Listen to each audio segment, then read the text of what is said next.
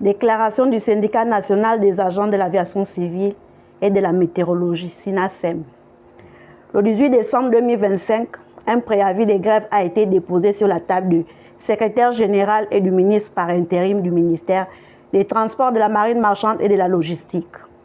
Ayant dépassé les délais prévus par les textes en vigueur, nous venons ici attirer l'attention de l'opinion nationale et internationale des problèmes qui minent notre direction générale.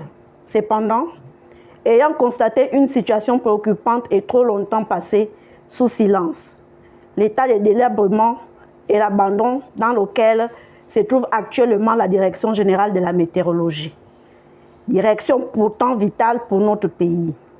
Après des années de négligence et de sous-investissement, notre direction se trouve aujourd'hui dans une situation critique qui compromet gravement sa capacité à remplir ses missions essentielles de service public.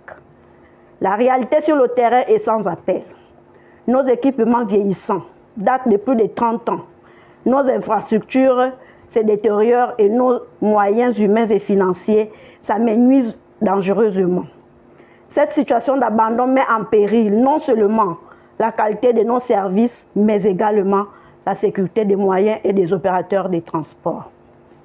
Sur le plan matériel et technique, une grande partie de nos réseaux des stations météorologiques est obsolète.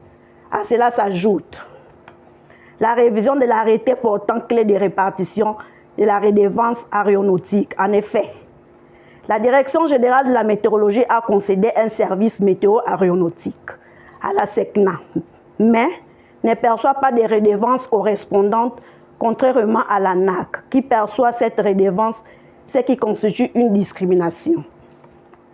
L'amendement du décret 0919, la signature de l'arrêté portant barème et modalités de collecte des redevances des prestations rendues aux usagers, la création et réhabilitation des stations météorologiques, la formation du personnel de la météorologie dans le domaine technique du secteur, la digitalisation de la Direction générale de la météorologie, la prime des rendements. Soucieux de cette situation d'abandon qui a des répercussions directes et dangereuses, la fiabilité de nos prévisions s'est considérablement dégradée, privant les populations d'alerte précoce en cas de phénomènes météorologiques extrêmes.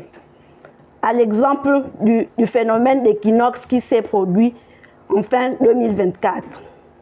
Face à cette situation intenable, nous lançons aujourd'hui un appel solennel aux autorités compétentes et au chef de l'État, son Excellence Brice Clotaire Oligui Nguema, d'avoir un regard vers nous par rapport à cette situation, car la Direction générale de la météorologie ne tient qu'à un fil pour disparaître. La Direction générale de la météorologie n'est pas un luxe, c'est une nécessité vitale pour notre pays.